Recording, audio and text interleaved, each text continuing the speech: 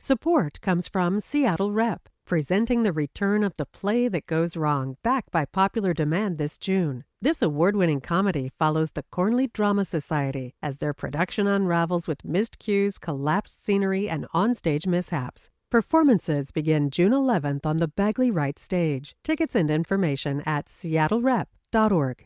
You know, every day on Up First, NPR's Golden Globe-nominated morning news podcast, we bring you three essential stories. At the heart of each story are questions. What really happened? What really mattered? What happens next?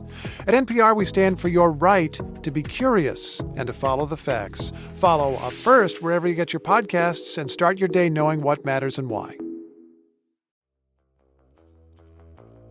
We've talked before on this show about speculative fiction, the goals in writing it, and what it does for the reader. We did a whole episode on it.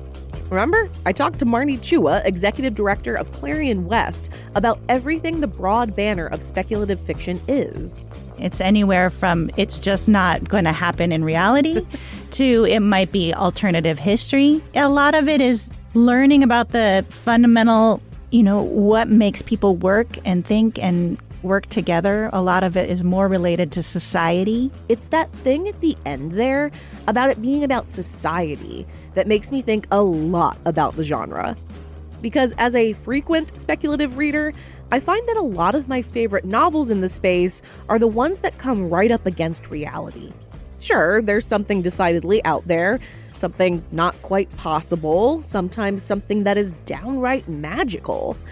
But then there's that string of the all too possible, this thread that makes you think, what if? I'm Katie Campbell, and this is Meet Me Here, KUOW's Arts and Culture podcast. This week, we're getting lit with one of my favorite speculative fiction authors, Lily Brooks-Dalton, a writer who's really good at getting my brain stuck on the what if. Lily Brooks-Dalton first wrecked my concept of reality with her science fiction heartbreaker, Good Morning Midnight, about the mysterious, apparent end of the world as we know it, told from the perspectives of an astronaut returning from Jupiter and a scientist left alone in the Arctic. Then she crawled into my psyche's deepest anxieties with The Light Pirate, set in a not-so-distant future when my home state of Florida is so overrun by powerful hurricanes that it has to be completely evacuated and, annexed. Now, Lily's back with a new novel, Ruins, in which an archaeologist goes looking for a lost empire. Lily was in town on tour recently and was kind enough to stop by the studio to speak with me. Lily, hello. Hi, Katie. And yes, I didn't tell you this before we started recording. I am from Florida, so the Light Pirate really messed with me. Did you hear me gasp over here? I did a little.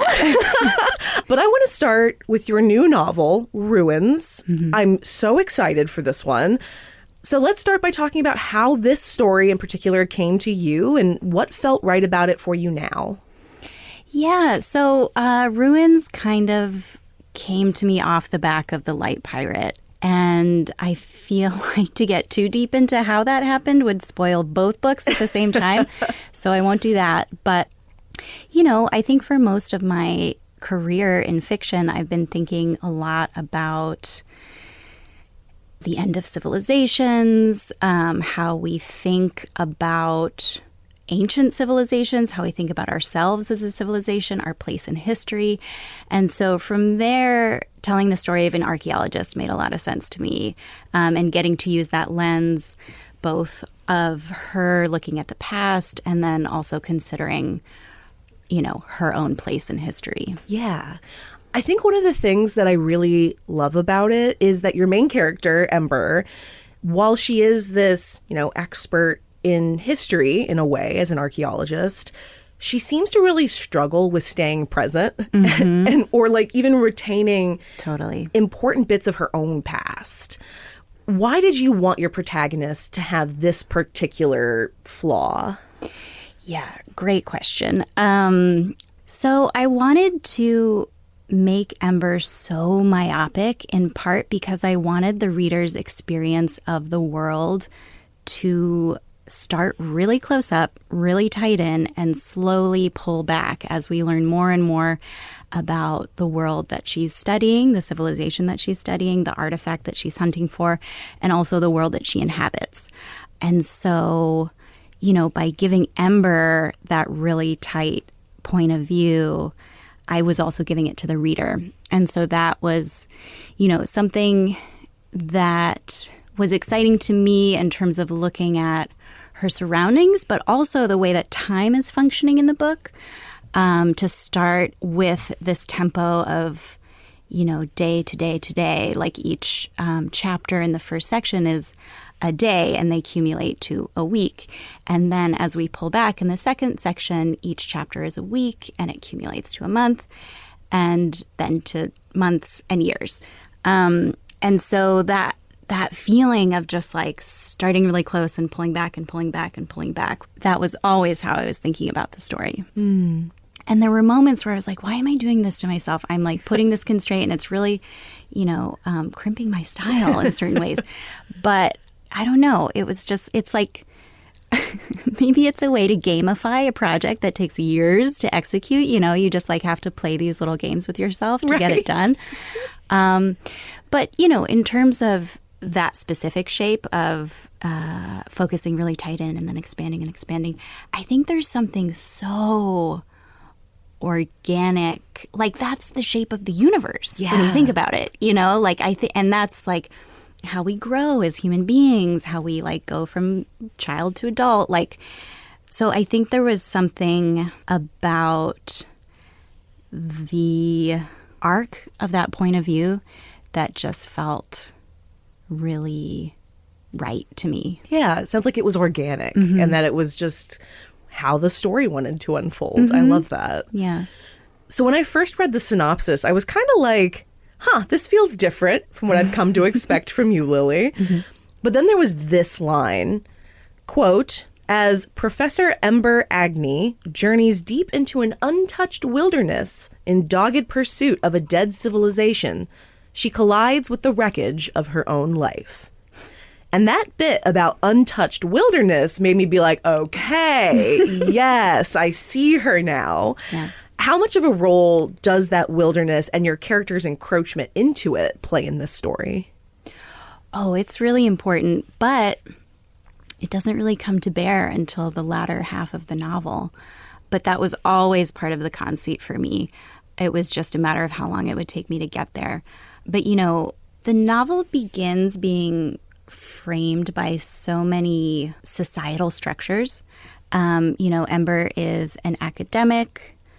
She's kind of butting up against the tensions of her of her work there. She's also, part of this broader field of archaeology. She's butting up against those norms. Her marriage feels very constrictive to her.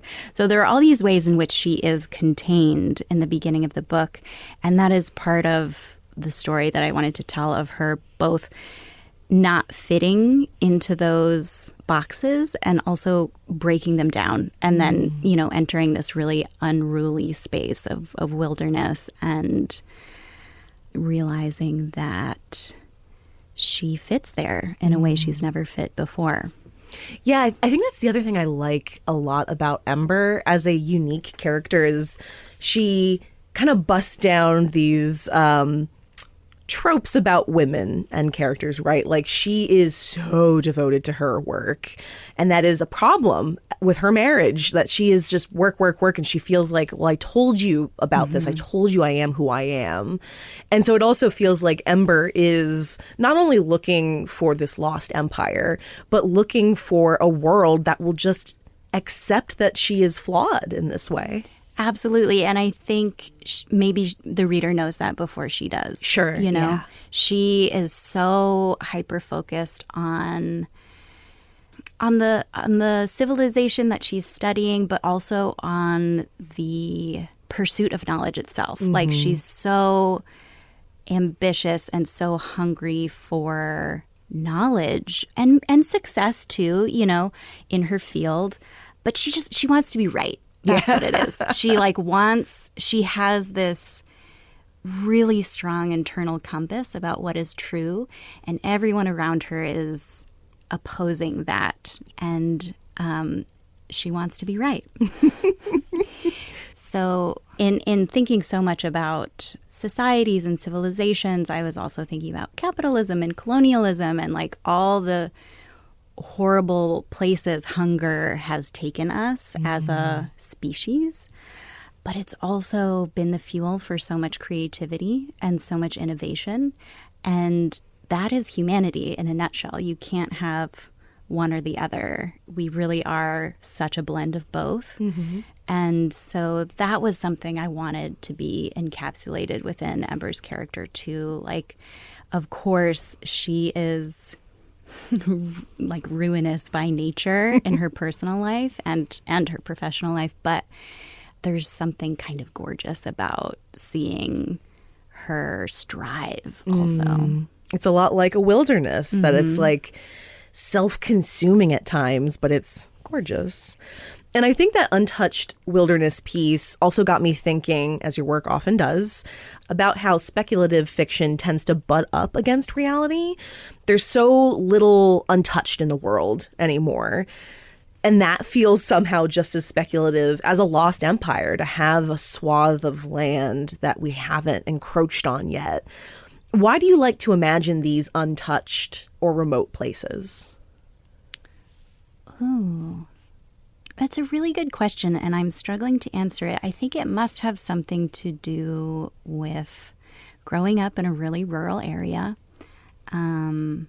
spending most of my childhood running around in woods that were not untouched, but felt untouched, you know, and that just kind of being my base setting. I think that might be part of it, but I think it's also probably a psychological thing, like a really deep interest in solitude and, you know, what we learn about a person when we totally isolate them. I think that has come up in all of my books, you know, kind of unpacking the nuances between loneliness and solitude, which are two very different things. Yeah.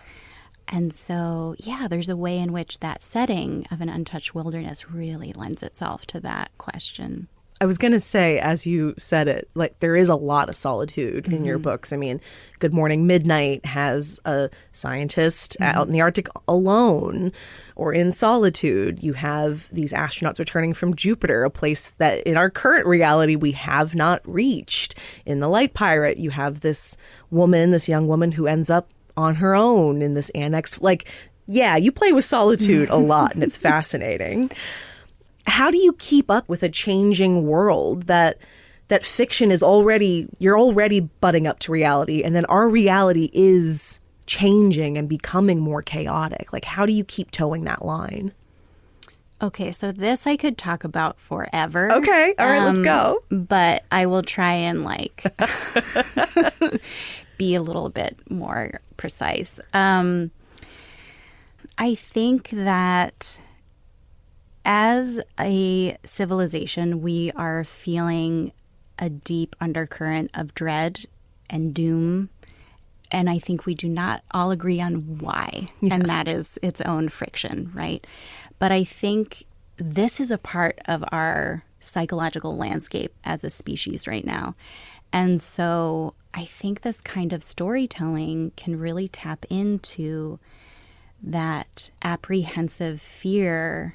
And it both is looking under the bed at the monster and imagining the moment after. I think by depicting the worst and then mapping a way through it, I think there's comfort to be found in that, but also sparks of creativity in terms of how we might meet the worst in IRL. And the thing about, like with The Light Pirate, I started working on that book in, I think, 2016. And it took me a couple years to figure that one out. So it wasn't published until 2022. Right. And the ways in which the world changed during that time period was so acute, because when I started working on that book, it was like the day after tomorrow. Yeah. And by the time it was being published, it was tomorrow. Right. You know? Yeah. So that was an interesting experience. More with Lily Brooks-Dalton in just a minute. Support comes from Seattle Rep, presenting the return of The Play That Goes Wrong, back by popular demand this June. This award-winning comedy follows the Cornley Drama Society as their production unravels with missed cues, collapsed scenery, and onstage mishaps. Performances begin June 11th on the Bagley Wright stage. Tickets and information at seattlerep.org. Seattle's economy is complicated. Inflation, tariffs, AI, layoffs. It's a lot to keep track of. That's where we come in. I'm Joshua McNichols. And I'm Monica Nicholsberg. We host Booming, a podcast about the economic forces shaping our lives here in the Pacific Northwest. Every week, we dig into the big questions about our economy and where you fit in. Find Booming on the KUOW app or wherever you listen to podcasts. Why is the end of the world or the end of civilizations on your mind, Lily? You know, it's interesting. I don't quibble with that at all. Like, that is true. But to me, I think of it from kind of a different angle, which is that these stories are all about the relationship between human beings and the land that they live on, and the dramas that occur between those two things, the ways in which we are impacting the land and the ways in which the land is impacting us. And from there, it just seems so obvious to me that, like, all things must end. All civilizations before this one have ended. It would stand to reason that this one would end too, and that would be, you know, the most dramatic story about us and the land that we live on. You know, that, like, that's where the drama is to me. Yeah, I don't know if that's the whole answer, but that's an answer. No, I think it works. Definitely as an answer. So you've imagined so many different, what's the word I'm looking for? They're like case studies of the world and people within them in each of your books up to this point. I know you just finished this. You're getting on tour with Ruins now. But is there another case study you want to attack next? Is there one that's in the back of your mind right now? Yeah, there is. I'm working on something else. I've, had to kind of put it down for the time being to do this sort of external sharing with Ruins. But yeah, I probably should just, like, fair. As soon as you start talking about something that you're working on, it like changes profoundly and becomes something else or whatever. But yeah, I think about Ruins, The Light Pirate, and Good Morning Midnight as kind of a triptych. Like, I think they are all in conversation with one another, and they all were born from the previous books. And yeah, they're all really interested in the same themes, but from really different lenses. And so I think case studies is a perfect phrase for that. Case studies in speculative fiction. Yeah. There you go. Yeah.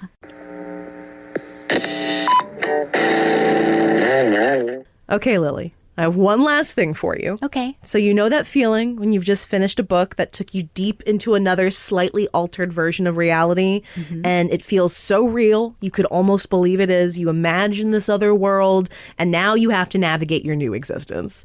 So you need another good book or a movie or something to rebalance your life. We're going to call this Recommended If You Liked Speculative Fiction with Lily Brooks-Dalton. And this could be truly anything that can help you navigate that thin line between fiction and reality. Okay, a couple books popped into my head. Perfect. The first one is Piranesi by Susanna Clark. Yes. Which my friend JD recommended that to me a year or two ago, and I have not stopped thinking about it since. The next thing I'm thinking of is I Who Have Never Known Men. Oh my God, yes. By Jacqueline Hartman. I finished that recently, and I I left the book on my kitchen table for a really long time because I just wanted to see it all the time. It's really beautiful. To like keep thinking about it. Yeah, I saw that floating around, that cover floating around for a long time, and I was like, not sure if I wanted to invest the time. It's so worth it. Bestseller in Seattle last year, by the way. It had a weird renaissance. You're probably the 6th or 7th person on this podcast to mention it. Really? Yes, it's hilarious. I mean, that makes sense to me. And that was part of why I was like, I don't know if this book is for me. But but you know what? Popular things are popular for a reason. Exactly. And that's okay. And then the last thing I'll mention is the On the Calculation of Volume series by Solveig Balla. And, you know, On the Calculation of Volume is a series. There are 3 of them right now. There will be 7 eventually. But all 3 of those works are so transportive and so just like, oh my God, I've just experienced a lens on reality that I have never looked through before. And it's so exciting to encounter that in a book. And I think that is what thrills me the most about the kind of speculative fiction that I'm trying to execute, that I'm like chasing. And this is why just to circle back to your previous question about the sort of groundedness with the speculative edge, for me, if the ground beneath your feet as a reader feels really sturdy and feels familiar, and I'm like, oh, I'm standing here, I know what this is, then to suddenly slice across the page with some bolt of something that you haven't seen before, that you don't expect to be in this environment, that combination of perspectives is just so alive and is actually so true to our experience of reality, because that's what it is to be a human in this world, as we think we're on solid ground and then we're not. Yeah. I'll say your books do give me that feeling of like, wait a minute, is this a part of the fiction, or is that a real thing? I need to look this up now. I love that. Yeah, thank you. That's what I'm going for. Perfect. I love to hear it. Well, since you mentioned On the Calculation of Volume, I wasn't going to recommend this one again, but our dear friend Spencer Ruckty from Third Place Books also had recommended On the Calculation of Volume when he was here. And the book I told him about in response that I'll share with you is called The Husbands by Holly Gramazio. Okay. This unmarried woman comes home and finds her husband waiting for her. She says, well, now, wait a minute, I don't have a husband. And for some reason, he goes to the attic. And when he goes to the attic, he comes back down as a completely different man. And basically, every time the man goes up into the attic, a new husband comes down. What? And the book ruminates on first kind of the hilarity and absurdity of this. And then progressively, it gets into this deep discomfort that this woman is living with. And then she has to consider the kind of person she is in that universe to have married this particular man. Like, there is an abusive husband in the mix. So it's a little bit, it's really fun at first, and then it does very emotional things to you. I feel like you might enjoy that, Lily. That sounds incredible. I will definitely get that. The Husbands? The Husbands by Holly Gramazio. Okay. I'll also recommend Sea of Tranquility by Emily St. John 100%. Mandel. Right? Anything Emily St. John Mandel writes, honestly. Sea of Tranquility is wild. No notes. Time travel taken to the umpteenth degree. I also read, shortly after reading Good Morning Midnight, I read A House Between Earth and the Moon by Rebecca Sherm. This is envisioning 2 tech entrepreneur sisters, which I already liked that, who build what the title says, a house between the earth and the moon. It's supposed to be, bajillionaires get away from a dying planet. But it takes place from the perspective of scientists who are in the process of building the house.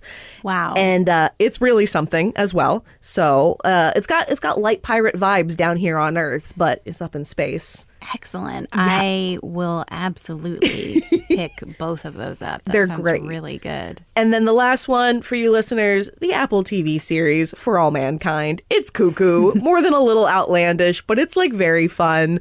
Every time they do something new, I'm just like, Yeah, we're going to do a spacewalk covered in duct tape. That makes sense. So those are my recommendations, Lily, but I loved yours. I loved yours. Well, Lily Brooks-Dalton, author of Ruins, as well as several other novels and a memoir. We should not forget your memoir. Motorcycles I've Loved. Yeah, fantastic. Thank you so much for joining me. Good luck on your book tour. Thank you so much for having me. This was a real treat. And thank you for listening to Meet Me Here. Meet Me Here is produced by KUOW, a proud member of the NPR network. It's hosted by me, Katie Campbell, Dyer Oxley, and Jeannie Yandel. And it's produced by Brandy Fullwood, Kyle Norris, and Matt Martin. Our editor is Phyllis Fletcher. You can find more and support the show at kuow.org/meet.